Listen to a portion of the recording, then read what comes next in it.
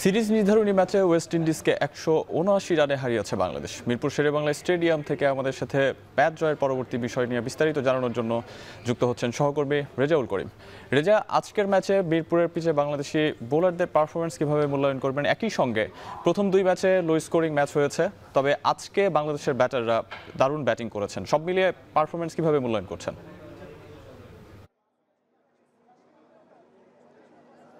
সাহাব যেটা বললেন যে আজকের ম্যাচে বোলারদের কিভাবে মূল্যায়ন করব, বোলাররা কিন্তু দুর্দান্ত করেছেন। একদম ১১৭ রানে তাদের অল আউট করে দিয়েছে। ১৭৯ রানের একটা বড় জয়, যেটার জন্য অবশ্যই কৃতিত্ব কিন্তু বোলারদের। এবং আপনি জেনে থাকবেন যে এই পিচটা কিন্তু প্রথম যেই ওয়ানডেটা খেলেছে বাংলাদেশ, সেটাও কিন্তু বাংলাদেশ জয় পেয়েছিল, সেই পিচেই কিন্তু খেলাটা হয়েছে।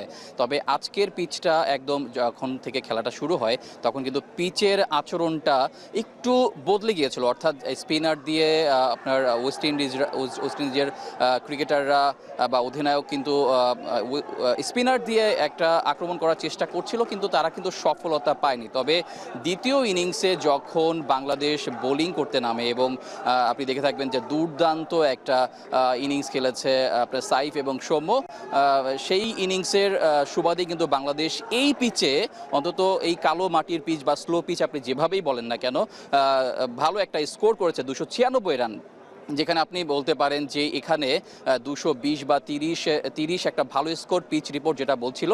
তবে বাংলাদেশ কিন্তু তার থেকেও অনেক বেশি রান নিয়েছে, যে ক্ষেত্রে বোলাররাও তাদের কাজটা করে ফেলেছে। এবং বিকেল যখন করাচ্ছিল তখন কিন্তু স্পিন কিন্তু ঘুরছিল। এবং আপনি দেখে থাকবেন যে বাংলাদেশ শুধুমাত্র ৪ জন স্পিনার দিয়েই বল করেছে এবং সেই ৪ জনই কিন্তু সফলতা এনে দিয়েছে।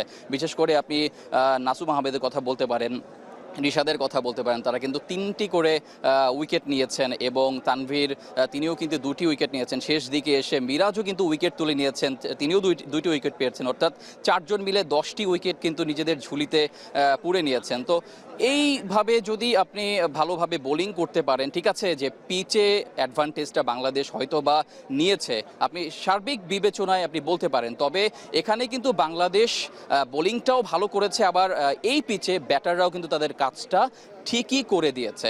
সেক্ষেত্রে বাংলাদেশ স্বভাবতই ভালো একটা জয় পাওয়ার দৌড়ে ছিল এবং শেষ পর্যন্ত জয়টা নিয়ে কিন্তু বাংলাদেশ মাঠ ছেড়তে পেরেছে।